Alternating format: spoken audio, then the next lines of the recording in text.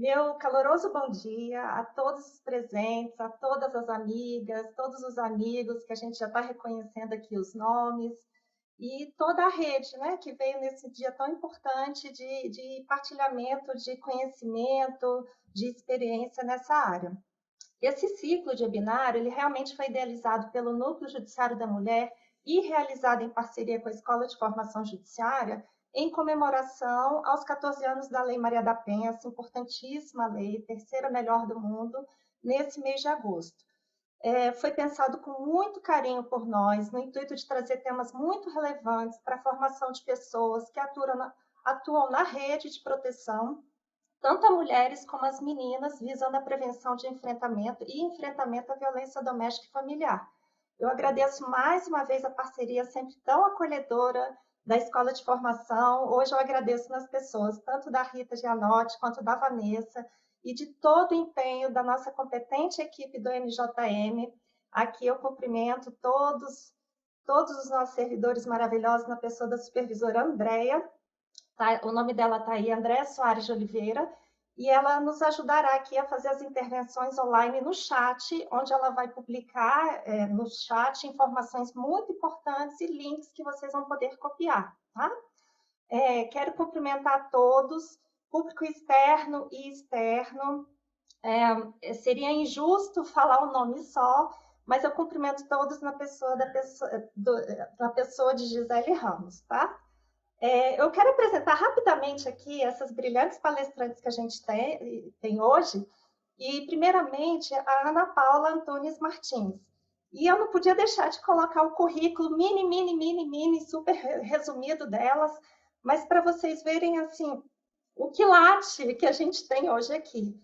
Ana Paula Antunes Martins é graduada em Direito, mestrado e doutorado em Sociologia, pós-doutoranda na UNB, atua como professora e colaboradora e orientadora de mestrado, pesquisadora do NEPEM, consultora da OPAS e da ONU Mulheres, dentre tantas outras atribuições, né, Ana Paula? Resumindo, a Ana Paula, assim, quem conhece diz, é sinônimo de dinamismo, seriedade, vigor, força e um amor profundo que ela demonstra sempre e dedica sempre às suas pesquisas e aos seus alunos. É uma honra te ter aqui, Ana Paula, nessa data, viu? A segunda palestrante dessa manhã vai ser a Mariana Fernandes Távoras, graduada em Direito, mestrada em Família e Gênero pelo Instituto Superior de Ciências Sociais e Políticas da Universidade de Lisboa. É promotora de justiça há 17 anos, nem parece, mas já tem 17 anos, e atualmente coordena os núcleos de direitos humanos do Ministério Público, entre eles o núcleo de gênero. E aí aqui eu preciso registrar essa minha profunda gratidão que eu tenho à Mariana. Há 8 anos, quando eu cheguei na VD, ela já estava há muito tempo nessa batalha do enfrentamento à violência contra a mulher. E de uma forma absolutamente competente, muito técnica, muito cuidadosa. E assim, eu até me emociono, porque foi ela quem me ensinou no cotidiano da vara, dos processos, o que era rede, como é que era atuar em articulação, o que era o poder da horizontalidade. Então, assim, a sua atuação sempre muito comprometida, um olhar especial a cada processo, fez eu me apaixonar por esse tema. E assim, a gente tem a certeza, né, Mariana, que é uma necessidade diária de ser, pertencer e trabalhar pelo fortalecimento dessa rede. Então, assim, muito obrigada. E, por último, e não menos importante, hoje teremos essa lindeza da Fabrícia da Hora Pereira em todos os sentidos. Graduada em Serviço Social, tem mestrado e doutorado em Política Social na UNB, lecionou em diversas universidades, tem experiência no serviço social, em população em situação de rua, violência doméstica, migração internacional, e hoje ela é assistente social também do Ministério Público aqui do Distrito Federal. Fabrícia é uma potência, vocês vão lembrar dessa frase quando vocês a ouvirem. Ela foi uma das minhas professoras na pós-graduação que eu fiz, eu nem sei se ela lembra, porque foi online, uma pós de atendimento a pessoas em situação de violência, e eu posso, assim, testemunhar que ela revela não só um conhecimento muito grande, mas ela traz para a prática, para o cotidiano, todo esse conhecimento dela, tá bom? Então, assim, eu desejo uma feliz manhã para todas e muito, extremamente produtiva. No final, na meia hora final, eu vou mediar algumas perguntas que vamos tentar pensar que possibilite mais explanações das nossas ilustríssimas palestrantes, viu? Ana Paula, está com você. Bom dia a todos e todas presentes nessa manhã de formação e de reflexão proporcionadas pelo Núcleo Judiciário da Mulher, pela Escola de Formação do Tribunal de Justiça do Distrito Federal. Eu gostaria de cumprimentar muito carinhosamente todas as pessoas que estão aqui, especialmente a doutora Gislaine, que está fazendo a mediação desse trabalho, a equipe da escola e do núcleo, né? A Rita, a Andréia, a Vanessa, a Cristiane, que estiveram intermediando com a gente. Cumprimentar minhas colegas, Mariana e Fabrícia, com quem eu tenho tido a oportunidade de realizar trocas e reflexões sobre as políticas públicas para mulheres. Nós recentemente publicamos um texto juntas. Eu vou colocar aqui no chat os links das 3 últimas publicações sobre políticas públicas para as mulheres das quais eu participei, e uma delas é essa com a Mariana e a Fabrícia. E queria compartilhar também a alegria de estar aqui com algumas alunas do curso de pós-graduação da Escola da Magistratura em Gênero e Direito, que são queridas colegas também, Luciana, Paula Fonsina, que vi aqui dentre as pessoas presentes, juízas ambas. Então, cumprimentar você, Gislaine, agradecer pelas palavras tão carinhosas e dizer que essas reflexões sobre as políticas públicas para mulheres no contexto da pandemia, e nesse mês em que a gente relembra as lutas das mulheres, as lutas dos movimentos feministas e de mulheres pela concretização de direitos e pelo reconhecimento do Estado brasileiro de que precisávamos de uma legislação e precisávamos de um aparato estatal consolidado para fazer frente às históricas violações dos direitos humanos das mulheres, é sempre uma oportunidade de rememorar, né? Então, em todos os agostos, a gente rememora e honra as nossas precursoras, né? Muito importante que a gente saiba que mulheres ativistas, né, atuando tanto nos movimentos sociais quanto no Estado, desenvolveram profundos processos de diálogo e de concertação para que nós tivéssemos uma legislação como a Lei Maria da Penha, que não é, como sabemos, né, como aprendemos com diversas teóricas e aprendemos com as mulheres cotidianamente, a Lei Maria da Penha não representa ganhos acabados, finalizados, né? Nós sabemos que a democracia é um processo constante de lutas, né? Os direitos humanos também representam esse processo constante de disputa social, né? Para que haja ampla cidadania, para que haja um acesso amplo a direitos. Então, todos os agostos são meses para nos congratularmos com as lutas das mulheres e, ao mesmo tempo, para refazermos pactos, né, para mantermos a exigência de que as mulheres têm direito à justiça, as mulheres têm direito a uma vida digna, as mulheres têm direito ao futuro. As meninas e as mulheres têm direito ao futuro, né? E quando acontece violação de direitos, quando acontece violência, quando acontece desemprego ou desamparo estatal, as mulheres estão sendo privadas de uma perspectiva de vida, né? E estão sendo atacadas nas suas potencialidades. E é disso que a gente está falando quando fazemos uma análise do que acontece nesse contexto da pandemia, né? Esse contexto da pandemia, ele é um contexto em que se instaura uma crise sanitária dentro de uma crise, de um amplo processo que não é restrito ao Brasil, né, de uma crise nas políticas públicas, uma crise da responsabilidade estatal, né? Um processo de retração de direitos e um processo de ataque aos direitos humanos. Então, o estabelecimento dessa crise sanitária dentro de uma crise ampla, global, é um indicativo de mais uma catástrofe, né?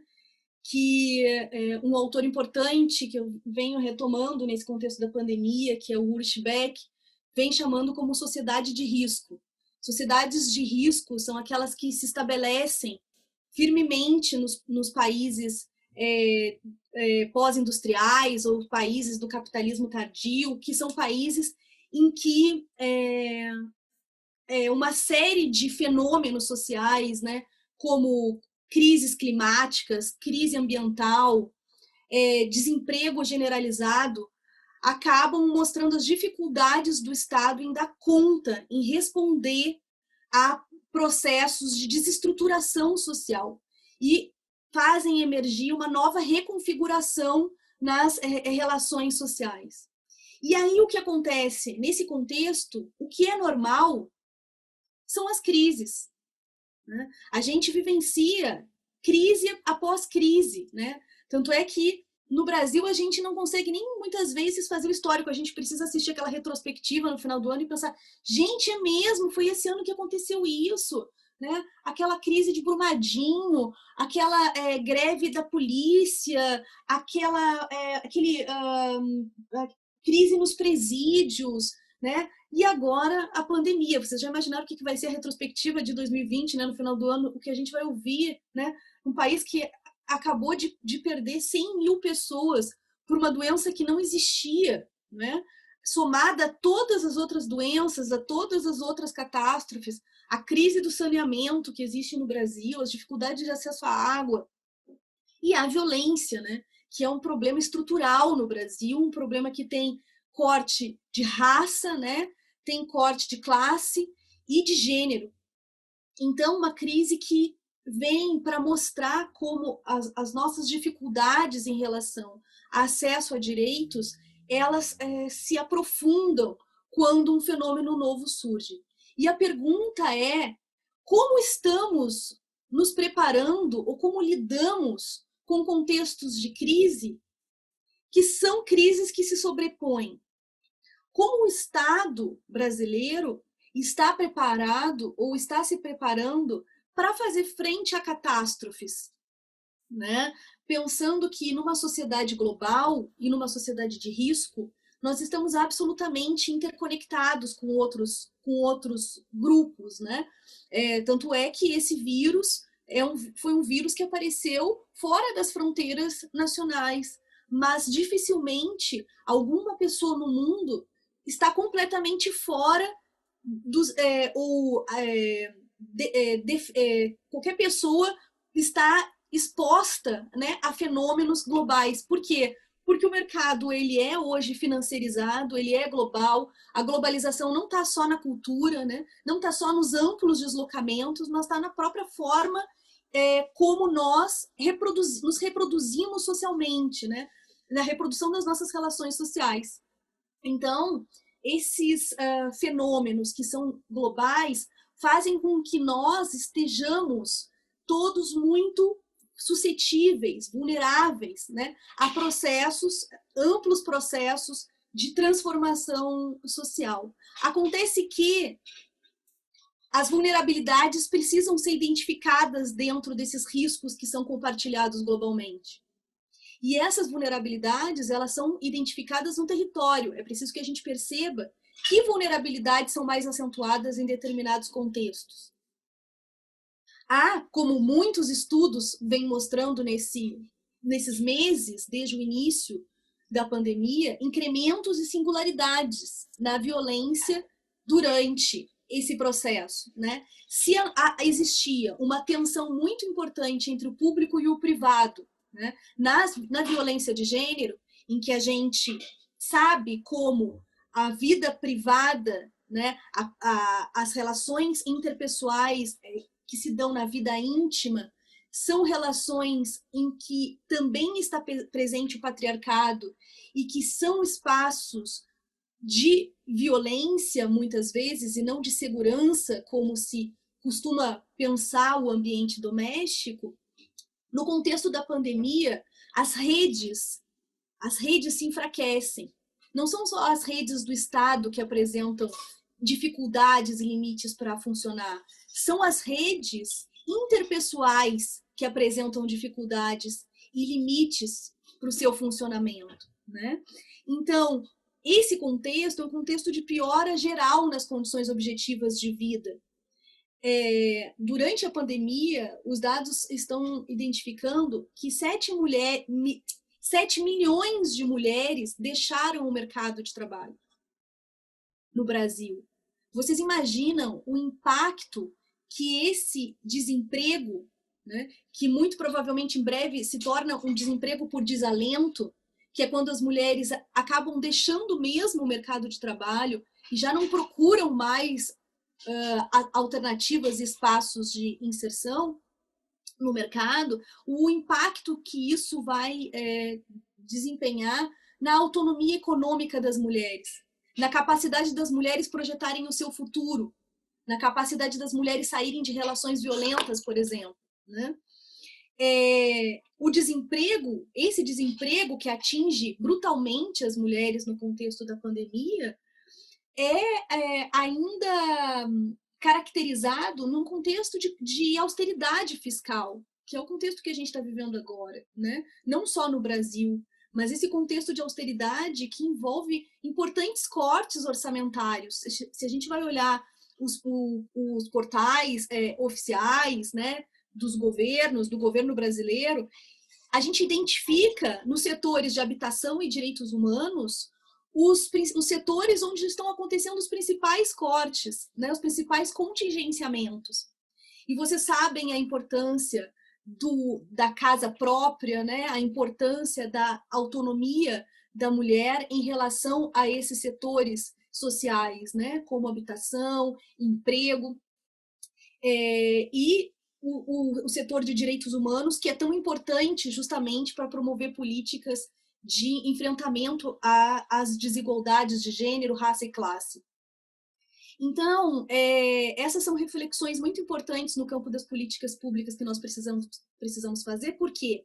Porque é comum que quando se vai fazer uma crítica ao funcionamento das redes, quando vai se fazer uma crítica ao funcionamento ou atendimento do Estado às pessoas, que se identifique o problema na gestão, como se o problema estivesse sempre nos recursos humanos, né? Como se o problema fosse sempre a nossa incapacidade de nos prepararmos, nos adaptarmos, de gerirmos os recursos. Quando, na verdade, o problema da gestão ele é muito mais amplo. O problema da crise do Estado de fazer frente aos problemas, os principais problemas sociais, ele é muito mais amplo. Um desses problemas é a dificuldade de se manter um processo de estabelecimento do problema público de forma compartilhada. O que isso quer dizer? Que quando nós deixamos de considerar os usuários das políticas públicas ou os sujeitos das políticas públicas nos nossos processos de tomada de decisão, tendemos a errar. Tendemos a desconsiderar as principais demandas e as principais necessidades. Então, eu já vou deixar aqui uma pergunta que eu preparei para a reflexão. A primeira pergunta é a seguinte: como garantir a participação das mulheres em situação de violência, ou a participação das mulheres que compõem os mais distintos setores da nossa sociedade, especialmente as mulheres que são o público-alvo das políticas de proteção, das políticas de empoderamento às mulheres, como garantir a participação das mulheres como um fundamento de uma governança como um modelo de gestão pública, de uma governança que seja interseccional, global e participativa. Então, já deixo essa primeira questão, né? O tema da participação é um tema crucial para que a gente possa estabelecer de modo conjunto, levando em consideração as mais diferentes racionalidades, onde está o problema. Se a gente fosse fazer uma rodada agora e cada uma de nós pudesse elencar 1, 2, 3 problemas, o que a gente diria? Onde está o problema da gestão das políticas públicas para mulheres? O que nós diríamos como prioritário? Que ação prioritária deveríamos desempenhar? E quando eu estou falando deveríamos, eu não estou pensando dentro das competências específicas de cada um dos órgãos. Em alguns momentos é preciso que a gente pense para além das competências específicas, que a gente pense enquanto sociedade, enquanto resposta estatal. Né? Essa é a proposta aqui dessa reflexão. E essa pergunta de onde está o problema nos leva a pensar como historicamente é tensa a história das mulheres com o Estado. Vamos pensar sobre a relação das mulheres com o Estado no Brasil. Vamos pensar sobre o lugar das mulheres no ordenamento jurídico brasileiro. Vamos pensar sobre o direito à participação política das mulheres, sobre a nossa inserção nos parlamentos, sobre a nossa inserção no executivo, sobre o nosso papel no judiciário. Vamos pensar sobre como é tensa a história das mulheres com o Estado. Como é tardia a cidadania das mulheres. Como está em risco constantemente a participação das mulheres no que diz respeito à partilha dos bens públicos e sociais. Se a gente considerar que no mundo as mulheres ocupam 79% dos assentos no parlamento no mundo. E olha que quando a gente faz essa estatística, a gente está inserindo a Finlândia, a Islândia, os países que são praticamente paritários. No mundo todo, as mulheres ocupam 20% dos assentos nos parlamentos. No mundo todo, os negócios, as empresas, são geridas por 95,6% de homens. Homens ocupam 95,6% da gestão das empresas no mundo. Isso quer dizer que as mulheres estão em espaços de tomada de decisão muito subalternos, globalmente. Então, quando nós estamos falando sobre políticas públicas para mulheres, é preciso que a gente reflita qual é a nossa possibilidade de tomada de decisão no que diz respeito à gestão dos serviços públicos. E de que gestão nós precisamos em um Estado que é um Estado que nós precisamos disputar, sim. Precisamos disputar orçamento. Precisamos disputar recursos humanos. Precisamos disputar os equipamentos públicos.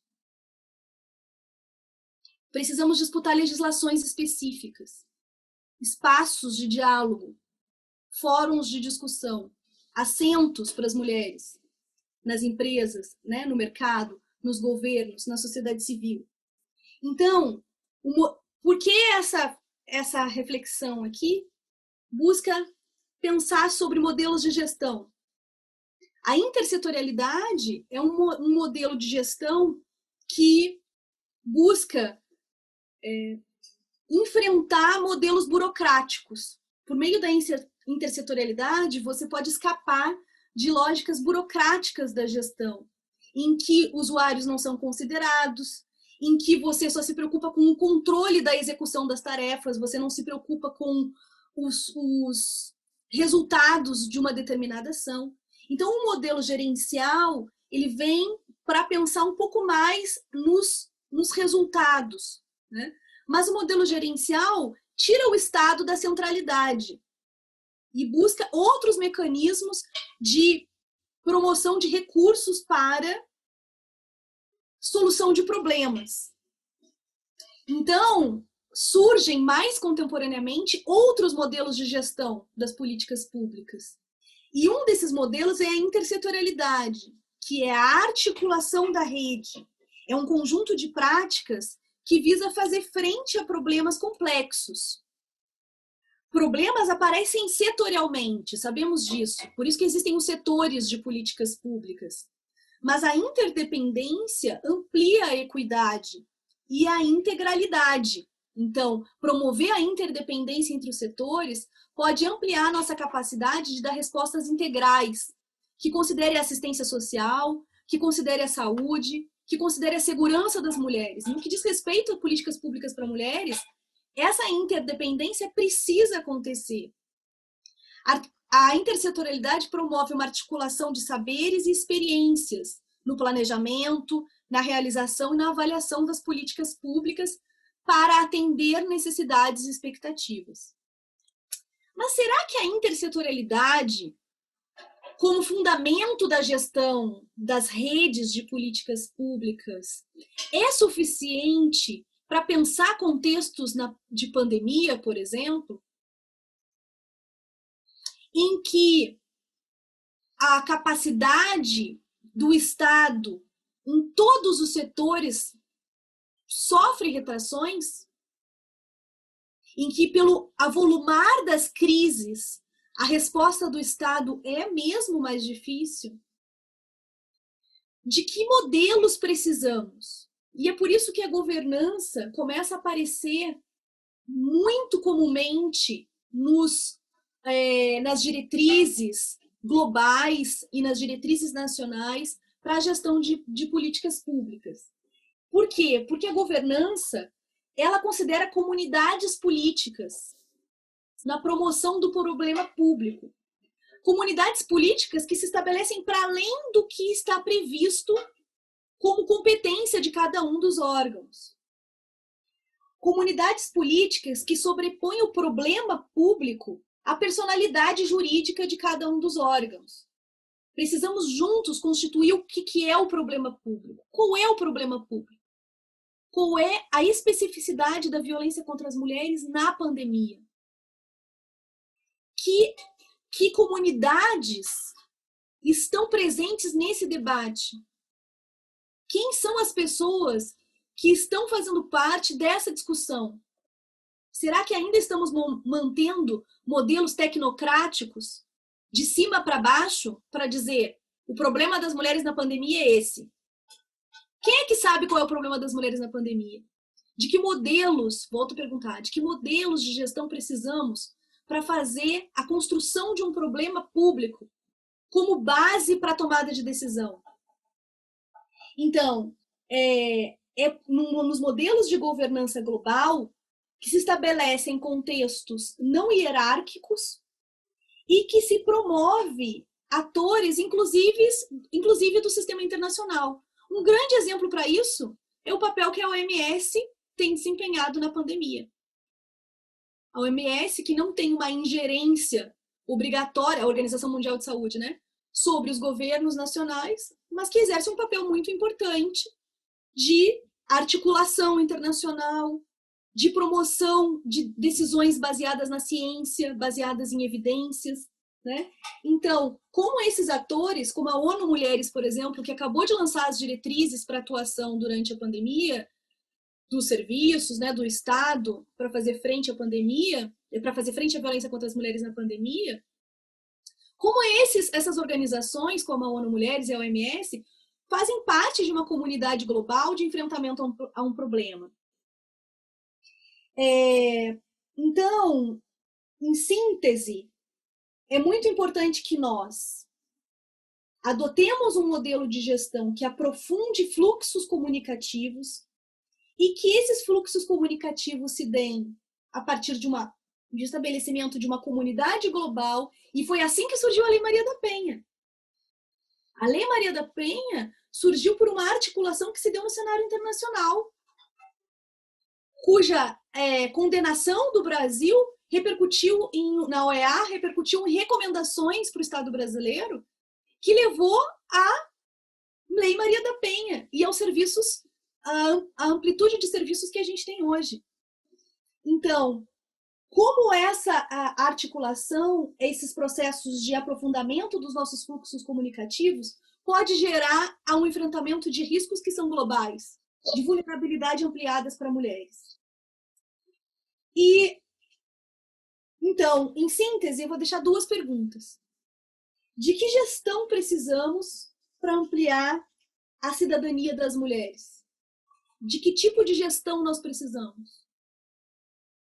Como nós podemos qualificar nossas redes e ampliar nossas redes em torno da construção de comunidades globais, de enfrentamento, de definição de um problema público? E, por último, como garantir a participação das mulheres como um fundamento dessa governança que precisa ser necessariamente interseccional, levando em consideração as questões de gênero, raça e classe, e que seja global e participativa? Então, ficam essas questões para as nossas reflexões dessa manhã. Muito obrigada pela atenção.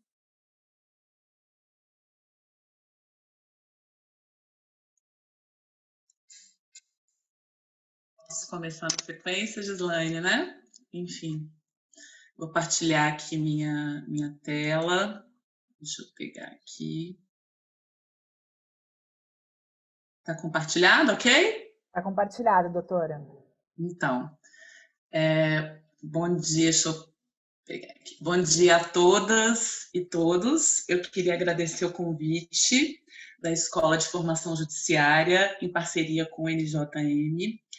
Cumprimentar todas e todos na pessoa da minha querida colega e amiga Gislaine, né, parceira de longa data no enfrentamento à violência.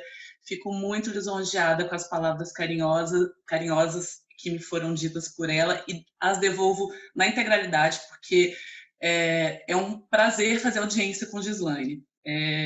Ela, assim, é algo que para mim sempre me adoecia estar em audiências e perceber que as mulheres não eram tratadas de forma protetiva. E a Gislaine faz isso de uma forma linda, né? As audiências são longas, cuidadosas, e é um aprendizado estar com ela também, viu, Gislaine? É uma troca de aprendizados.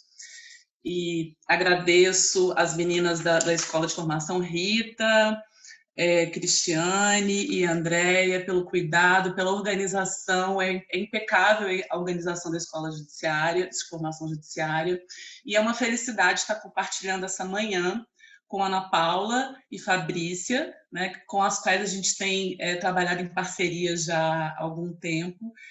Não é fácil falar na sequência de Ana Paula. Ana Paula, eu brinco que ela é minha deusa do conhecimento, tem me inspirado bastante.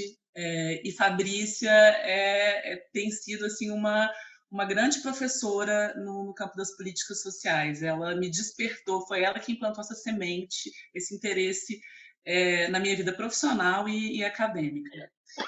Então, e também fico muito feliz de encontrar muitas carinhas conhecidas aqui, vi a doutora Núbia, vejo o pessoal do Psicossocial do MP também entrando aqui, participando, as meninas que trabalham comigo no núcleo, tem Cecília aqui, que é outra pessoa com a qual também eu tenho aprendido bastante.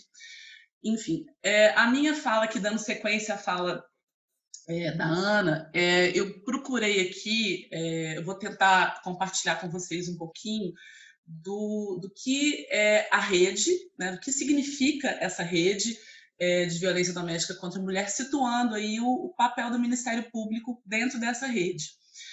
Vou também pontuar aqui de forma breve, o que a gente teve que a gente vem tendo de problemas nessa constituição dessa rede, o que eu acho que talvez possa trazer algumas luzes para as questões que a Ana trouxe hoje para nós, né? Eu acho que a gente pode pensar aqui muito a partir... Então, aqui, vamos lá. Nesse primeiro slidezinho que eu trago aqui a gente tem que pensar no enfrentamento... Eu trouxe aqui esse slidezinho do enfrentamento à violência contra a mulher para a gente pensar nosso cenário nacional, tá? Então, a gente tem que pensar que antes de 2003, a gente tinha uma ação aí desarticulada, onde a gente tinha somente um apoio do governo federal, enfim, para os demais entes federativos, campanhas isoladas e parcos serviços. A gente tinha aqui as casas-abrigos e as DEANs como rede de atendimento à violência contra a mulher. A partir de 2003, quando a gente tem aí a criação da Secretaria de Política para as Mulheres, a gente tem uma institucionalização dessa política, né? E aí é criada, de fato, uma política nacional de enfrentamento à violência contra a mulher. A gente tem, em 2007, aí, a criação do Pacto Nacional de Enfrentamento à Violência contra a Mulher, com uma série de diretrizes para atuação coordenada entre União, Estados e municípios, com a criação, inclusive, dos organismos de políticas para as mulheres. A gente tem aí o nascimento da nossa rede. Eu coloco aqui a data do pacto, mas a gente tem que pensar que um marco fundamental para esse pacto, enfim, para a concretização dessa política é a Lei Maria da Penha, que foi editada em 2006. Né? Então, a gente tem esse marco aí fundamental. Para a gente ter noção do impacto que a gente tem de uma institucionalização de política, seja, no nosso caso, eu estou trazendo aqui o impacto da institucionalização de uma política nacional a nível federal. A gente percebe que por esse gráfico, que é uma fonte, cuja fonte é um estudo do IPEA de 2015, capitaneado, inclusive, pela nossa querida Ana Paula, a gente mostra aqui como a gente vê que até 2003, como a gente não tem uma política nacional aqui, a gente percebe que não tem nada, né? A partir de 2003, com a criação da SPM, a gente nota um elevado número de organismos de políticas para as mulheres, né? Assim, a gente percebe aqui um número maior de organismos de políticas para as mulheres em nível municipal. O estadual ainda é uma crítica, né? Haveria necessidade de um fomento maior, porque ele tem uma capacidade de gerência maior, de gestão maior aí, mas, de qualquer forma, isso aqui já é um indicativo do impacto que a gente tem na criação dessa rede, né? Quando a gente tem uma institucionalização da política. Então, a gente precisa pensar nisso como um marco aí de governança, institucionalização. Aqui também eu trago outro gráfico, que é um documento da SPM de 2011, que inclusive me norteou. É um documento que está no final da apresentação e que norteia toda a estruturação dessa apresentação. Tá? Aqui a gente tem aqui o total de serviços especializados de atendimento à mulher de 2003 a 2011. E a gente percebe aqui que é assim, o ganho dessa institucionalização, como a gente vai tendo aqui um aumento de serviços especializados de atendimento à mulher. Lembrando aqui, eu conversava ontem com a Ana Paula, que a gente não tem estudos hoje que fomentam como é que está o cenário hoje, se isso a gente tem uma diminuição, se a gente continua nesse gráfico de aumento, né? Isso é importante a gente ter essa noção para a gente poder fazer análise, inclusive para fazer controle dessas políticas públicas a nível federal, né? Enfim. Para a gente pensar também no enfrentamento e a política nacional construída em 2003, quando a gente começa em 2003 com a institucionalização da SPM, e é pensado no modelo de enfrentamento, né, no modelo de gestão de enfrentamento à violência contra a mulher, esses documentos da SPM, eles foram construídos em cima de 4 eixos. Né? Então, é importante a gente saber disso para a gente poder pensar como a gente vai cobrar. Né? Então, quais são os eixos aqui pensados para o enfrentamento da violência? A gente tem aqui a prevenção, a responsabilização, a assistência e a garantia de direitos. Né? Na prevenção, a gente vai ter ações educativas e culturais que vão interferir nos padrões, a gente vai ter que pensar aqui em modelos, em políticas públicas educacionais, né? A gente criar aí uma educação para a igualdade de gênero de forma nacional e de forma estadual. E quando a gente fala dessa prevenção aqui, a gente vai ter que pensar em outros eixos de prevenção, não só essa prevenção aqui, que é a prevenção a nível primário, que vai trabalhar com educação, que vai trabalhar com uma responsabilização social da imprensa também no conteúdo que ela divulga para a população. A gente vai pensar também dentro desse eixo de enfrentamento na assistência, que é o fortalecimento aí da rede de atendimento e capacitação dos agentes públicos. A gente vai pensar aí na responsabilização, que a gente vai estar trabalhando aí já na resposta diante da prática da violência. Então, vai ser o cumprimento da Lei da Maria da Penha e da Lei do Feminicídio no que diz respeito aí por exemplo, as especializações de varas, especializações de defensorias, especializações do Ministério Público no que diz respeito ao enfrentamento da violência. E a garantia de direitos, que é o cumprimento da legislação nacional, internacional, para fins de empoderar e garantir a autonomia das mulheres. Tá? Nessa questão do enfrentamento da violência, a gente só vai conseguir, de fato, pensar nesse enfrentamento se a gente trabalhar numa lógica de intersetorialidade, como afirmou a Ana, o que pressupõe o conceito de rede. Né? A gente vai ter que atuar de forma conjunta, de forma parceira. Então, aqui eu trago um conceito breve de rede, tem essa imagem desses bonequinhos aqui em círculo, né? Todos de mãos dadas, e aqui com cores diversas para a gente pensar que a rede ela envolve uma série de atores diversos. Então, a rede aqui ela tem que ser pensada dentro de um padrão constituído por agentes autônomos, mas que se conectam, né, interligados e que cooperam, que vão trabalhar em forma de cooperação. Ela pressupõe que uma lógica horizontal, e não pode ser hierárquica, senão a gente não está falando em rede. E na violência contra a mulher, a gente vai precisar pensar na rede de enfrentamento e na rede de atendimento, que não é a mesma coisa. Né? Então, esse documento com o qual eu estou trabalhando nessa apresentação, que é um documento da SPM, ele é muito interessante de ser lido, porque ele vai trazer essa diferenciação entre o que é a rede de enfrentamento e o que é a rede de atendimento. E isso é essencial para o Ministério Público cumprir o seu papel. E para as instâncias de controle social também cumprirem o seu papel de controle social. A rede de enfrentamento à violência contra as mulheres, ela tem um objetivo. Tá? O objetivo dessa rede é efetivar os 4 eixos da política nacional. Né? Então, eu trago aqui, ela vai ter que efetivar aí o combate, a prevenção, a assistência e a garantia de direitos. E quem que vai integrar essa rede de enfrentamento aí? Aí eu trago essa figura do quebra-cabeça, porque a gente precisa de atores diversos, mas que cooperam entre si dentro do conceito de rede.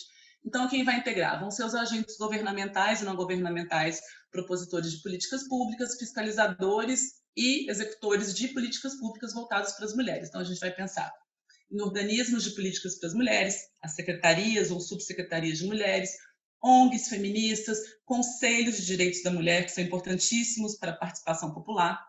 A gente vai ter integração dessa rede, os serviços e os programas voltados para a responsabilização de autores de violência, os NAFAVs, por exemplo, aqui no DF, órgãos federais, estaduais, municipais responsáveis pela garantia de direitos. Então, habitação, educação, trabalho, seguridade social e cultura. Então, a gente vai ter, assim, uma série de secretarias, por exemplo, dentro do Estado, que vão ter que trabalhar de forma transversal com o tema. Né? As universidades são essenciais para poder pensar a concretização desses 4 eixos, e serviços especializados e não especializados de atendimento às mulheres em situação de violência, que vão compor a rede de atendimento à violência.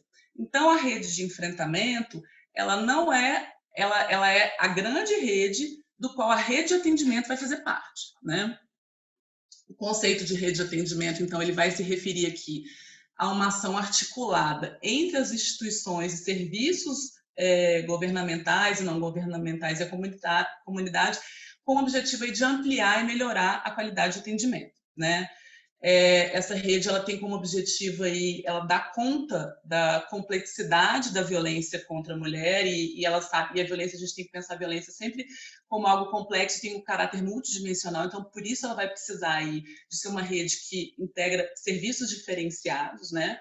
Então a gente vai ter que pensar numa rede que trabalhe dentro da saúde, dentro da segurança pública, dentro da assistência social e dentro do sistema de justiça.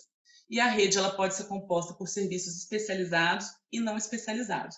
Lembrando aqui que quando a gente tem serviço especializado, a gente ganha no atendimento. Né? E a rede, como a Ana já falou, ela vai dar concretude, ela é o chão da intersetorialidade, é o que vai fazer com que a intersetorialidade, de fato, a gente pode dizer, ela está sendo cumprida. A gente existe uma rede que funcione, uma rede de atendimento que funcione. Aqui eu trago um quadrinho cuja fonte está nesse documento da SPM de 2011, que vai trazer aqui a diferença, né? Eu trago o sinalzinho da diferença aqui, entre a rede de enfrentamento e a rede de atendimento. A rede de enfrentamento, ela contempla aí todos os eixos da política nacional, tá? Então a gente tem que pensar na rede, a lógica, para, como eu já falei, para concretizar esses eixos, combate, prevenção, assistência e garantia.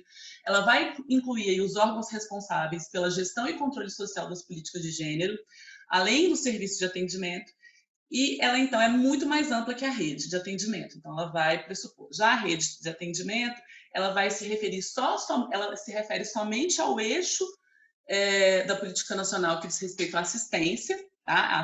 Ao serviço de entrega, são serviços voltados para a mulher, tá? Ela vai se restringir aí, ela vai englobar serviços especializados e não especializados, e ela faz parte, ela integra, como eu já falei, a rede de enfrentamento à violência contra a mulher. A rede de enfrentamento à violência contra a mulher, voltando para a rede de enfrentamento aqui, ela vai, como eu falei, dentro desses eixos de prevenção, assistência, responsabilização e garantia de direitos, ela vai trabalhar aqui dentro desse organograma que eu fiz não, isso aqui foi partilhado por uma colega, a Thaís Cerqueira, que integra a SPM, e me ajudou e formatou esse quadrinho aqui. Queria agradecer a Thaís por fornecer esse documento para nós. A gente vai trabalhar aqui dentro dessa lógica aqui intersetorial. A gente vai ter vários eixos, várias frentes de trabalho para a gente proteger as mulheres, trabalho, as OPMs, as universidades, educação, ONGs, núcleos de gênero do Ministério Público, cultura e habitação. E aqui elas vão estar organizadas dentro todos esses organismos, né, esses entes, dentro de alguns serviços. Então, a gente vai ter os serviços da assistência social, os serviços da segurança pública, os serviços da saúde, os serviços do sistema de justiça, que, por sua vez, eles vão precisar aí das OPMs para fazer essa articulação. Elas vão ter esse papel preponderante aí de articular essa rede intersetorial, tá? A rede de atendimento, onde a gente vai ter os serviços voltados aí, eles vão também se estruturar dentro dos eixos da assistência social, saúde, justiça e segurança pública. E a gente vai ter aqui, dentro da assistência social, os serviços especializados, casa-abrigo, centro de referência, CREAS e os CREAS especializados em VD. No caso do DF, a gente não tem um CREAS especializado em VD. A gente vai ter um centro de atendimento especializado à mulher, que é diferenciado. A Fabrícia vai falar um pouquinho mais para vocês disso. E os não especializados, que são o CRAS. Né? Dentro da segurança pública, a gente vai ter os especializados aí, que são as DEANs, os serviços especializados dentro de delegacias que não são DEANs, né? A SAN, serviços especializados de atenção à mulher dentro dessas delegacias, as patrulhas Marias da Penha, o PROVID, no caso do DF, e os não especializados, Polícia Militar, delegacias comuns, IML, Corpo de Bombeiro e Polícia Federal. Na saúde, a gente vai ter serviços especializados e não especializados, e no caso do DF, a gente vai ter um serviço especializado que são os CEPAVs, né? Dentro da justiça, a gente vai ter especialização das cortes, então a gente vai ter juizados de violência doméstica. A gente não tem, por exemplo, uma segunda instância especializada, que é algo que a gente pode refletir, pensar e cobrar, né?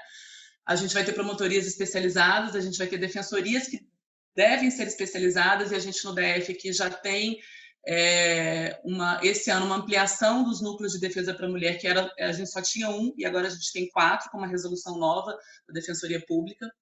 E não especializados, a gente vai ter varas criminais, varas civis, e é algo que a gente tem que pensar. Porque, por exemplo, os estupros cruentos, que são estupros onde não há relação entre o autor e a vítima, eles não vão para as varas de violência doméstica, eles vão para as varas criminais. E a gente tem um prejuízo, porque essas varas criminais muitas vezes não atuam com perspectiva de gênero. Então, são reflexões que a gente precisa fazer para fins dessa rede aqui de atendimento. Entrando aqui no Ministério Público, e, enfim, a gente pensando aqui como o Ministério Público vai atuar aí no fomento e na fiscalização dessa rede de enfrentamento à violência contra a mulher, né? O Ministério Público, o desenho constitucional dele, trazido na Constituição de 88, ele tem algo muito interessante, né? A gente vem, antes de 88, com uma função preponderante de titular privativo da ação penal, né? Uma função criminal do Ministério Público. É a função que praticamente é mais conhecida do MP, enfim.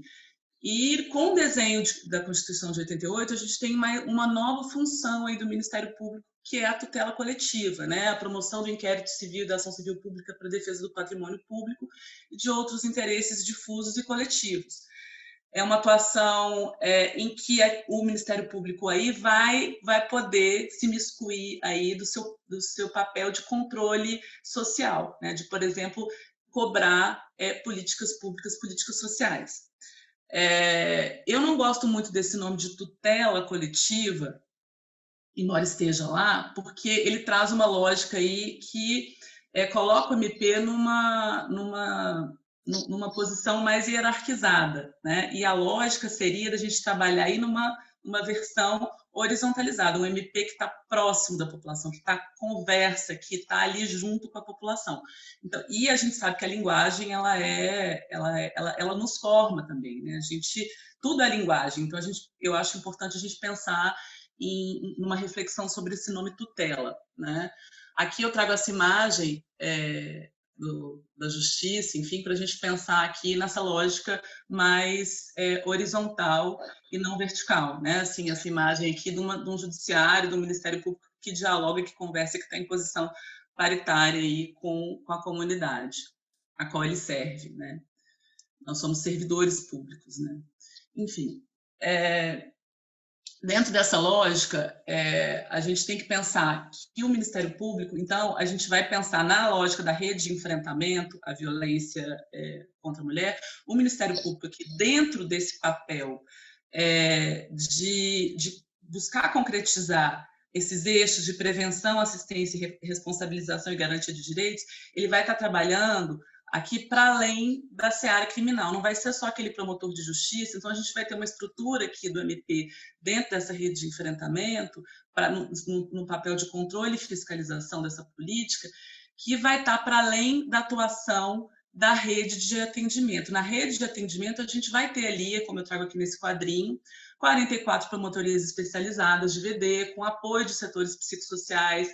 A gente vai ter também promotorias do Tribunal do Júri que vão trabalhar com os feminicídios. Enfim, a gente vai ter aqui, dentro dessa rede de atendimento, um núcleo de gênero, com uma assessoria técnica, enfim, para compor essa rede de atendimento. Tá aqui.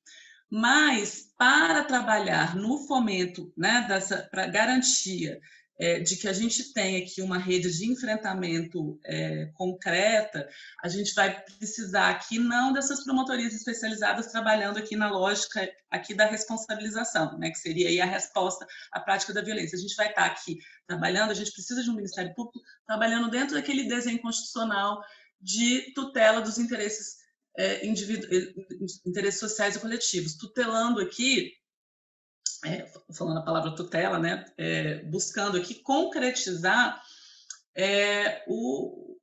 uma garantia de direitos para essas mulheres. A gente tem um problema social, que é a violência doméstica contra a mulher, e o Ministério Público vai ter que trabalhar aí para a solução desse problema. Qual que é o desenho hoje dentro do MPDFT, e que inclusive é uma diretriz, né, da SPM? É a existência de um núcleo específico para que a gente faça esse trabalho de fomento e acompanhamento da execução de políticas públicas, e está aqui na nossa portaria 515 de 2017, essa atribuição do núcleo, que é de promoção, de fomento e acompanhamento das políticas públicas, buscando aí fiscalizar e fomentar a construção dessa rede de enfrentamento à violência contra a mulher, tá? E como é que a gente pode fazer isso, né? Como é que isso se desenha? Inclusive, eu queria fazer uma crítica, né? Assim, do tanto que a gente, na verdade, a gente está muito mais, a gente pensa muito mais a proteção à mulher no âmbito só da resposta, da responsabilização, do que nesse âmbito aí de fomento de políticas públicas. Se a gente olha aqui a estrutura, e isso eu acho que vai se refletir em todos os ministérios públicos do Brasil, a gente vai ver aqui que a gente tem uma estrutura do Ministério Público muito mais voltada para trabalhar nesse eixo criminal. Então, a gente tem 44 promotorias especializadas, 17 para VD, 17 de júri, e a gente vai ter um núcleo de gênero para trabalhar com um mundo enorme de políticas públicas, com uma assessoria técnica na área de políticas públicas. Então, e esse cenário, inclusive, é algo que a gente precisa pesquisar. Como é que é o cenário do Ministério Público no Brasil, no enfrentamento, na lógica de controle e fiscalização dessa rede de enfrentamento, né? A gente precisa, de fato, fazer uma reflexão aí sobre esse papel aí do Ministério Público e buscar ter um olhar mais incrementado para isso.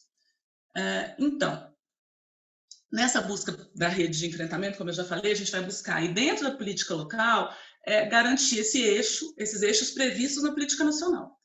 E aí, o que a gente tem de exemplo concreto aqui dentro do Ministério Público para poder buscar concretizar? A gente vai buscar fazer com que aquela lógica de institucionalização que aconteceu lá em 2013, que criou essa política nacional, a gente tenha aqui esse reflexo no DF. Então, o que a gente fez aqui? A gente instaurou ano passado, 2019, e a Fabrícia vai abordar isso com muito mais vagar, porque ela é especialista, um projeto que se chama Ministério Público como Agente de Fomento e Fiscalização da Política Pública de Enfrentamento à Violência contra a Mulher, onde a gente buscou pensar como é que está estruturada essa rede de enfrentamento. A gente tem inúmeros achados aí, e um dos achados é que a gente não tinha uma política institucionalizada. Apesar de a gente ter uma Secretaria da Mulher, ela não tinha uma institucionalização que garantisse estrutura e um plano nacional. O plano é essencial, inclusive, para a gente construir esse plano, como a Ana Paula falou, ele precisa ser construído não de numa lógica top-down, ele tem que ser construído com a participação popular. E isso é algo que a gente tem pensado, inclusive, como incluir o judiciário nessa discussão, assim, como o judiciário pode dar uma resposta, né, quando a gente ajuiza essa CP, como o judiciário pode dar uma resposta que contemple esse eixo da participação popular. Né? E aí a gente tem que pensar um conceito de processo estrutural, de litígio estrutural, que coloca o judiciário e o Ministério Público numa lógica de discussão desse problema social. É uma dica que eu deixo para a Escola de Formação Judiciária, a gente pensar nesse tema de litígios estruturais e processos estruturais, fazendo um diálogo com as políticas para a promoção da igualdade de gênero.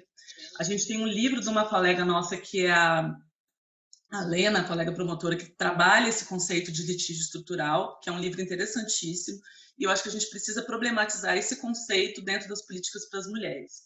Inclusive, a nossa CP foi trabalhada nesse contexto com a ajuda da a colega Lena. E qual seria o papel do Ministério Público aqui na rede no controle e fiscalização da rede de atendimento, né? Eu uso aqui uma tipologia da Silvia Tejadas, que é uma professora bem bacana da política social, e ela fez uma pesquisa sobre o Ministério Público e controle social, e ela encontra aqui, a partir dessa pesquisa, uma tipologia de ministérios públicos na atuação intersetorial. Ela encontra aqui um MP que promove uma articulação interinstitucional regulada, que cutuca a rede, mas ele se coloca numa posição acima da rede, né? E um MP horizontal, um MP parceiro, reconhecendo o outro aqui como portador de direitos. Então, é esse MP aqui que deve atuar, que é o MP que eu acredito que tem que ser esse fiscalizador dessa rede. Aí eu trago essa imagem aqui das colegas que me antecederam no núcleo de gênero, Liz e Daniele, conversando aqui, inclusive está a foto com a Renísia, numa atuação de rede aqui, um exemplo de atuação de rede, e o núcleo vem trabalhando nessa lógica e, enfim, faço uma homenagem a essas mulheres que me antecederam e que trabalhavam sozinhas. Hoje em dia eu tenho uma parceira de trabalho e que tinham pouquíssimos recursos para conseguir avançar nessa articulação da rede, nesse papel de fiscalização do Ministério Público. Hoje eu trago aqui alguns exemplos, né, de como o MP atua nessa fiscalização da rede de atendimento. Então, aqui a gente nós temos aqui 17 promotorias de justiça do DF que contam com o suporte dos nossos setores psicossociais, que vão nos auxiliar, que vão auxiliar os promotores de justiça, promotores e promotoras, na atuação coordenada em rede, tá? Então, esses setores, em geral, eles vão trabalhar aí com reuniões locais, 2 vezes ao mês. Isso aqui é um relatório que me foi enviado recentemente pelo Psicossocial. Nessas reuniões, eles vão promover estudos de caso, avaliação e discussão de políticas públicas. E aqui eu trago um exemplo concreto de Planaltina e de Ceilândia, onde a gente tem um exemplo concreto de atuação em rede de forma articulada. O que foi feito em Planaltina? Em Planaltina, eles conseguiram fazer uma atuação integrada entre a Polícia Civil do DF, entre o Ministério Público e o CEANS. Toda mulher que registra uma ocorrência, um boletim de ocorrência na delegacia de Planaltina, ela já é encaminhada imediatamente para o CEANS de Planaltina, para que, com o horário agendado, já marcado, é enviado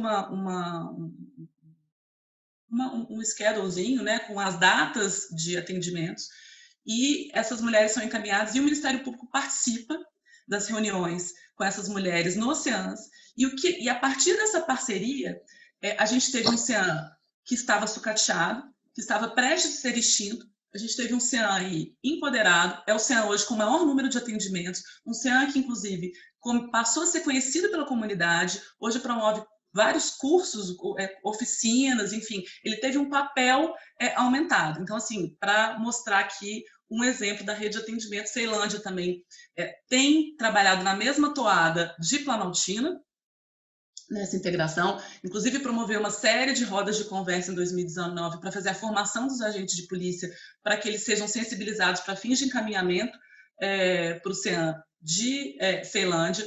E esse ano nós estamos fazendo uma rede, fizemos uma reunião recente entre o Ministério Público, Polícia Civil e Secretaria da Mulher, para que esse projeto ele seja institucionalizado e que o CEAN da 102 Sul também passe a atuar da mesma forma como o CEAN de Planaltina e de Ceilândia estão atuando. Então, a gente institucionalizar para tornar perene essa atuação em rede aí, essa atuação em rede que é pressuposto aí para a gente garantir uma gestão intersetorial, como eu disse a Ana Paula. Eu lembro aqui que o papel do núcleo de gênero, na verdade, aqui é o quê? É ser esse agente que vai estar promovendo essas discussões, por exemplo, essa reunião, o núcleo disparou essa reunião para fins de concretização dessa intersetorialidade. Outro exemplo, dentro do contexto da pandemia, que a gente tem atuado. A gente tem visto, dentro do NEPEM, no qual o núcleo participa, a gente percebeu a questão da dificuldade dos atendimentos remotos, né? Então, a gente tem pensado quais seriam, a gente pensar em novas metodologias de atendimento remoto. E aí, com base nisso, o núcleo vai organizar uma reunião em rede intersetorial com o NEPEM, com a Secretaria da Mulher, com a Secretaria de Saúde, que também tem serviços dos CEPADs que atuam no atendimento das mulheres, para a gente pensar em metodologias de atendimento remoto em grupo, para a gente avançar, em termos de pandemia, na oferta de serviços para as mulheres. Tá? Então, esse é um dos exemplos aqui da atuação do núcleo.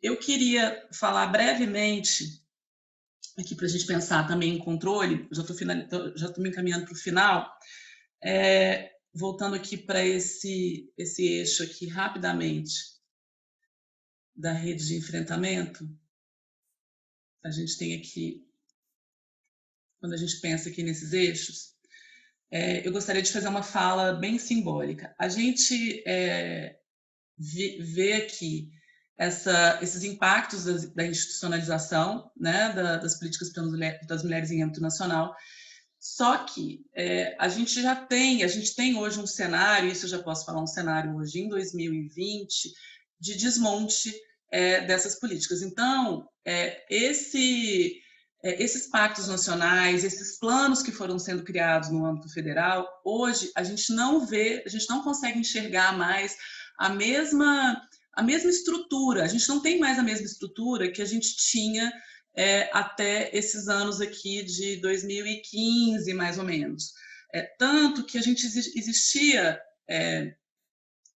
no âmbito federal, a gente tinha aqui alguns serviços, alguns órgãos do governo federal, que era uma coordenação de fortalecimento da rede de atendimento, uma coordenação da central de atendimento, uma coordenação geral de acesso à justiça e combate à violência, uma coordenação geral de ações preventivas e garantias de direitos, para justamente garantir a implementação desses eixos aqui no enfrentamento à violência contra a mulher. Hoje, a gente tem um aglutinamento, uma fusão da coordenação de rede, a gente tem um DISC 180 que não mais está vinculado à Secretaria de Política para as Mulheres. Então, isso tudo a gente tem aí um prejuízo na implementação desses eixos de enfrentamento. Isso é papel do Ministério Público estar atento à descaracterização, né, desses órgãos.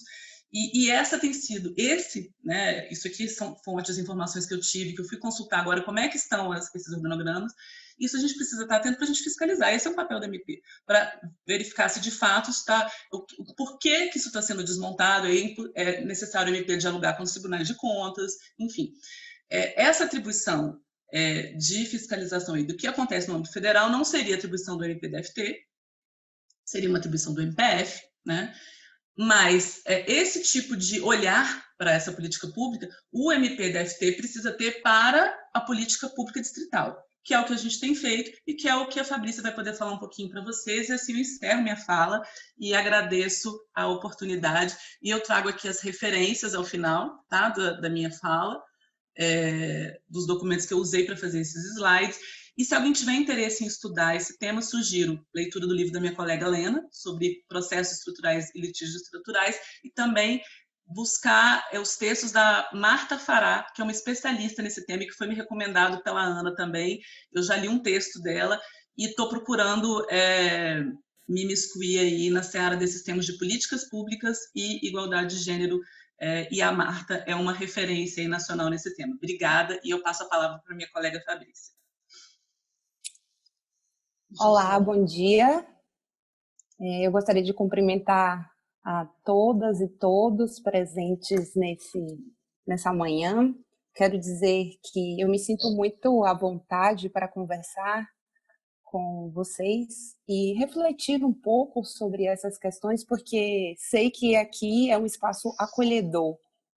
E um espaço acolhedor e um espaço que conflui para muitos sentimentos que são, na verdade, de uma sociedade mais justa, mais igualitária, centrada e que valoriza os direitos humanos. E, por isso, eu gostaria de agradecer imensamente o convite, agradecer ao NJM, à Escola de Formação. Quero dizer a Gislaine que lembro, sim, de você, e para mim foi um espaço de troca muito enriquecedor, e estou muito feliz em revê-la, e aí agora nesse momento de discussões mais aprofundadas.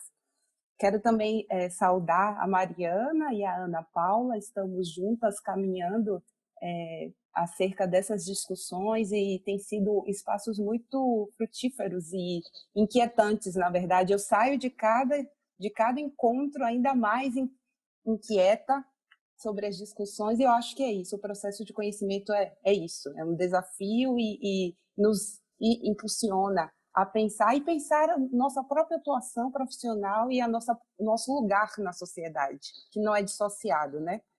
Então, nesse sentido, eu quero inicialmente situar acerca de que perspectiva de análise de política social eu estou falando.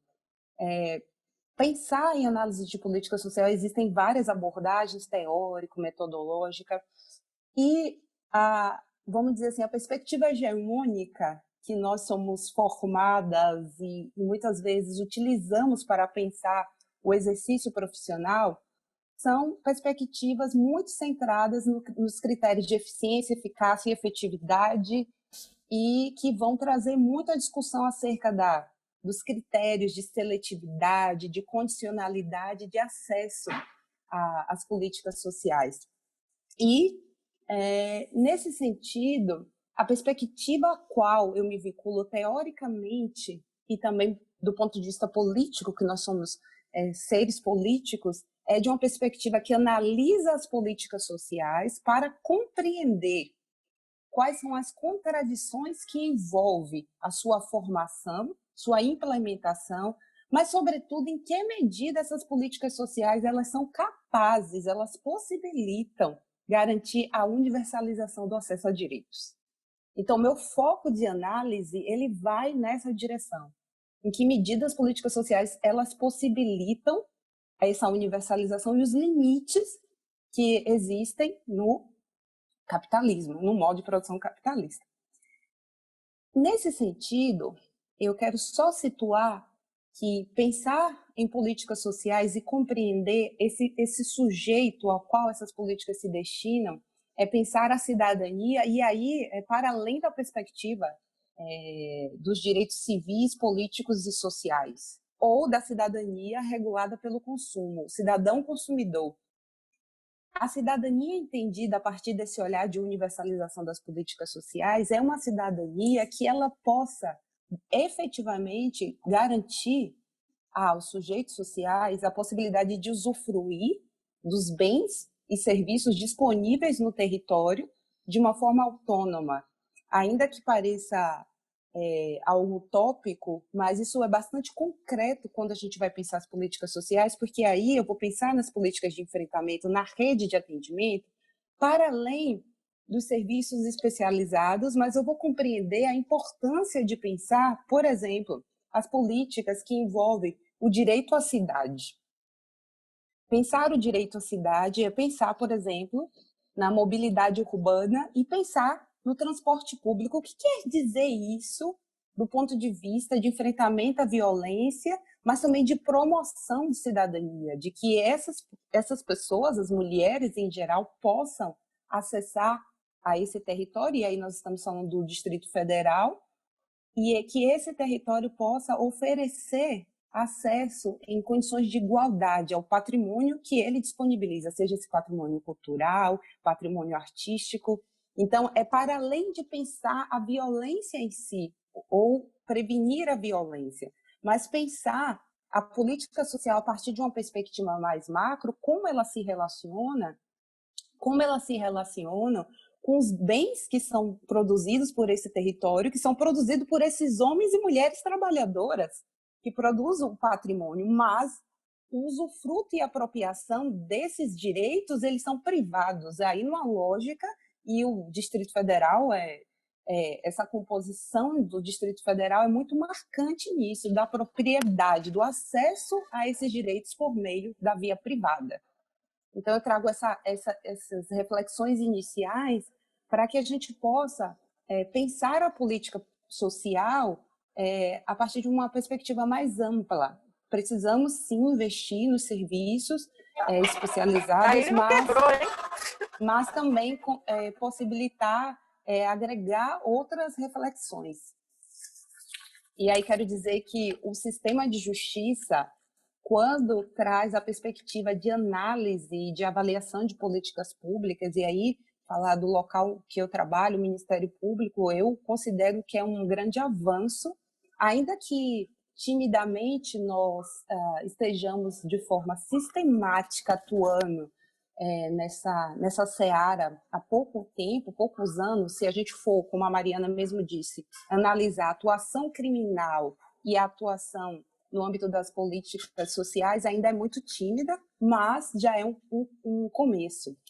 E, então, nesse sentido, eu quero saudar as colegas dos núcleos de direitos humanos do MPDFT, que historicamente desenvolvem um trabalho de excelência, e citar também que nós, como a Mariana mesmo disse, existem promotoras e servidores que trabalham com essa temática, e o setor psicossocial do Ministério Público, as assistentes sociais e psicólogos que desenvolvem um trabalho de assessoria importantíssimo e necessário a um órgão que quer, de fato, pensar os direitos humanos e que quer pensar a intersetorialidade. E aí agregar outras áreas do conhecimento é imprescindível. Então, nesse sentido, eu vou trazer aqui o resultado de pesquisas que nós começamos a desenvolver em 2019 pelo Núcleo de Gênero. E essas pesquisas, elas iniciaram com abordagem acerca da análise dos NAFAVEDs e CEANS. E aí eu vou explicar um pouco o que são esses serviços. Eu vi que apareceu algumas perguntas a respeito do que são. Então, vamos lá. Primeiramente, os CEANS, que são os Centros de Atendimentos Especializados à Mulher. Nós temos esses centros que têm o público-alvo são mulheres, como o próprio nome diz, e aí eu vou trazer aqui a definição que está no próprio site da Secretaria da Mulher, que diz o seguinte: os centros especializados de atendimento à mulher oferecem acolhimento no âmbito interdisciplinar, social, psicológico, pedagógico e de orientação jurídica, às situações de violência de gênero, para promover e assegurar o fortalecimento da autonomia dessas mulheres, o resgate à cidadania, a prevenção e a interrupção de situações de violência. Então, no DF, no Distrito Federal, nós temos 3 unidades. E essas unidades estão localizadas, uma está em Planaltina, outra em Ceilândia e outra no Plano Piloto.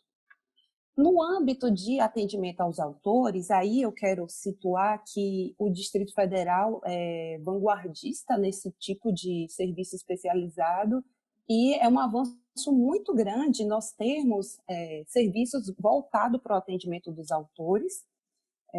Não dá para pensar o enfrentamento à violência apenas a partir do atendimento às mulheres que estão em contexto de violência. É necessário também pensar esse olhar mais amplo.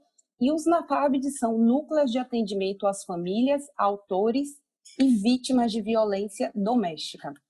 Os NAFABs, nós temos mais unidades que os serviços especializados de atendimento à mulher.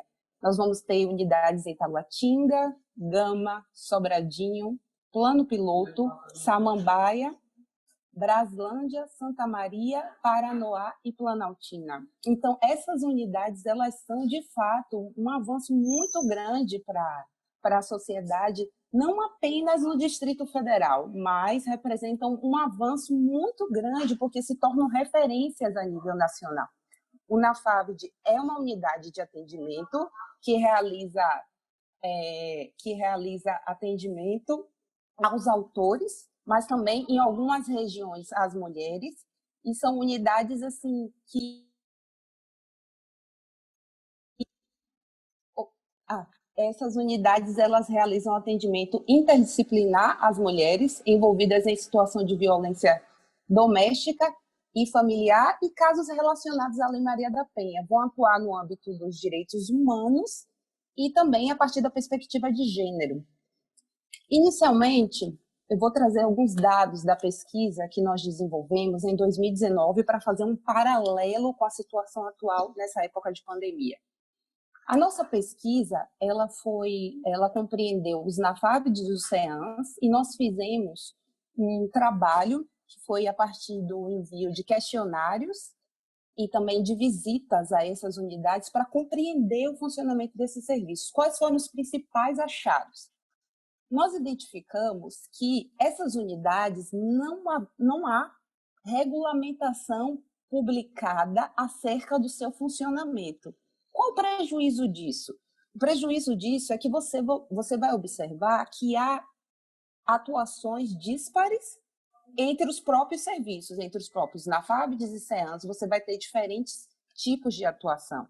Além disso, do ponto de vista do controle e fiscalização da política, você vai ter também prejuízos, porque, por exemplo, o Ministério Público, como esse órgão de controle e fiscalização, baseia-se a partir de parâmetros institucionais.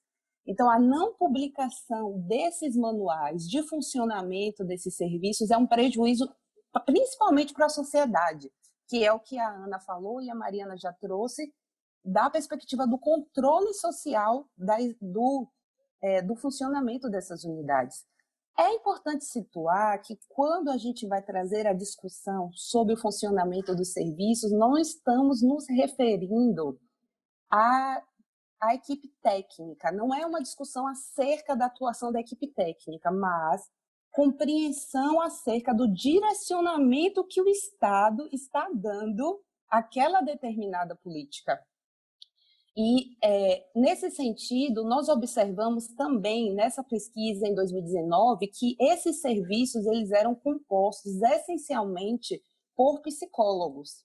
E esses psicólogos, apesar de que a perspectiva interdisciplinar é o que orienta os serviços, a atuação que não tem esse olhar interdisciplinar também representa um prejuízo para a população, porque você tem uma área de conhecimento hegemônica e que isso também não se trata de responsabilidade dos técnicos, mas de um outro olhar que é necessário, que é com relação aos recursos humanos, concurso para essas áreas. Por exemplo, o Ministério Público tem atuado de forma contínua na questão de solicitação de ampliação dos quadros, e aí, nesse sentido, é importante destacar que em 12 de agosto de 2019 foi expedida uma recomendação pelos núcleos de direitos humanos, e aí eu disponibilizei também, a Vanessa deve colocar para vocês terem acesso, e essa recomendação ela representa um marco importante de garantia de direitos e de estruturação dos equipamentos. Por quê? Porque o Ministério Público recomendou, a recomposição dos quadros de servidores, tanto dos NAFABs, e também a gente recomendou que os manuais de funcionamento desses serviços fossem publicados. Além disso, foi recomendado também que a gestão desses equipamentos sejam, de preferência, esses espaços ocupados por servidores com especialização na área de gênero e direitos humanos. Por quê? Na pesquisa e no levantamento que nós fizemos em 2019, foi identificado que pouquíssimas unidades tinham gestores com perfil, que é perfil técnico para atuação nessa área de enfrentamento à violência contra a mulher e violência de gênero, que para nós também isso representa uma perda do ponto de vista do funcionamento do equipamento.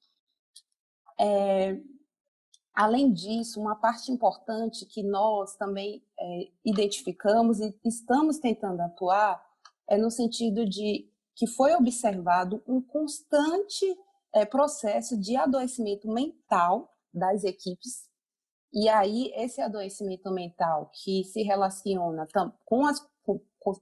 sobre as condições de trabalho, mas também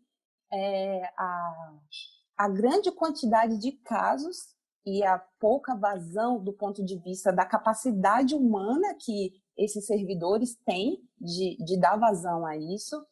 E isso é algo que, do ponto de vista da gestão, precisa ser pensado, esse cuidado com relação a esses profissionais que prestam o atendimento. Nesse sentido, nos baseamos também para compreender essa realidade a partir do Plano Distrital de Política para as Mulheres. Por que nós fomos fazer a pesquisa e resgatamos os princípios e os objetivos que estão no plano? Porque esse plano, o primeiro plano de política para as mulheres, ele representa um marco normativo, até que tenha um novo, ele é um marco normativo vigente, e esse marco normativo ele traz algumas diretrizes que foram construídas a partir de espaços em que a sociedade civil pôde se pronunciar a partir da Conferência Distrital de Política para as Mulheres.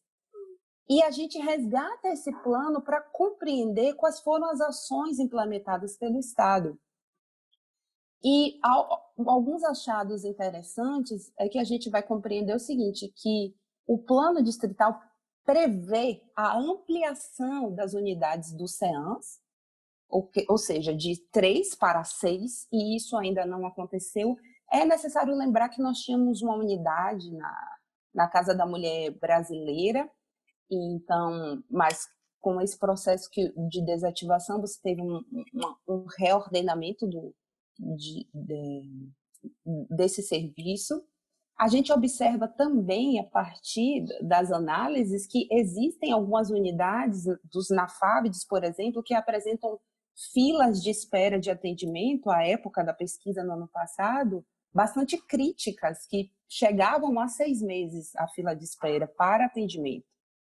Então, nós buscamos, juntamente com a Secretaria da Mulher, apresentar esses dados, trabalhar tanto em ações coordenadas politicamente, como a que desencadeou na ação civil pública, para a reestruturação desses equipamentos. E aí, é importante situar também que o Ministério Público, quando toma para si e assume essa função de, na verdade, trabalhar no fomento e fiscalização de políticas públicas, é também o Ministério Público assumindo a sua responsabilidade enquanto agente que tem essa função, e não apenas no âmbito criminal. Então, isso é muito importante para a gente pensar do ponto de vista de garantia de direitos da população do Distrito Federal.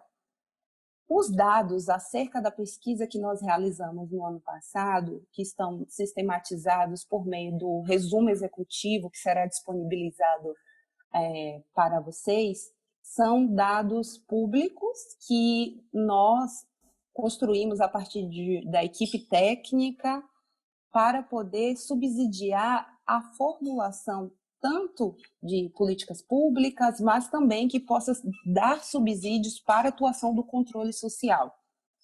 E aí, agora, em 2020, já nesse período da pandemia, nós desenvolvemos uma outra pesquisa, que também o relatório será disponibilizado para vocês terem acesso. Essa é uma pesquisa muito mais ampla e detalhada, que não abrangeu apenas que não abrangeu apenas os NAFABs e os CEANs, mas também abarcou a Casa Abrigo e a Casa Flor. Só lembrando que, com relação à Casa Flor é uma unidade que acolhe e abriga temporariamente as mulheres maiores de 18 anos que estejam em situação de rua e violência. A Casa Flor. A Casa Abrigo acolhe também mulheres, mas com um perfil muito específico, que são mulheres que passam por um contexto de violência e risco à sua integridade. Então, a nossa pesquisa abarcou, além dessas duas unidades, as unidades de acolhimento. Além do CEAN e NAFAB, também essas unidades de acolhimento. E aí nós identificamos que houve uma reorganização da estrutura de funcionamento desses equipamentos, e pelo tempo eu não vou me deter para destrinchar horário de funcionamento, rodízio, porque isso está tudo detalhado no relatório e está público para vocês, mas algo que foi falado, que eu observei aqui na discussão, é acerca do trabalho remoto. E aí eu vi que uma das mensagens dizia acerca da preocupação com o trabalho remoto nesse contexto. Quero dizer que desde que a pandemia foi anunciada, uma grande preocupação do núcleo de gênero foi de compreender, de trazer essa compreensão primeiramente institucional para o Ministério Público, mas também para o diálogo com a Secretaria da Mulher, de que esses equipamentos são equipamentos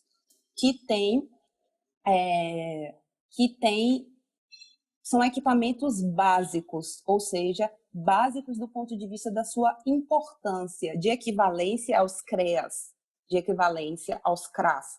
Então, o fechamento, a ausência desses serviços produzirá, com certeza, impactos de ainda mais reprodução da violência. Então, nesse sentido, o posicionamento do núcleo de gênero sempre foi de tentar garantir o funcionamento desses serviços e a resposta institucional, porque nós não temos ingerência sobre as ações do executivo, o papel de fomento e fiscalização não é esse, mas é de, a partir do cumprimento legal e normativo, conseguir construir algumas estratégias.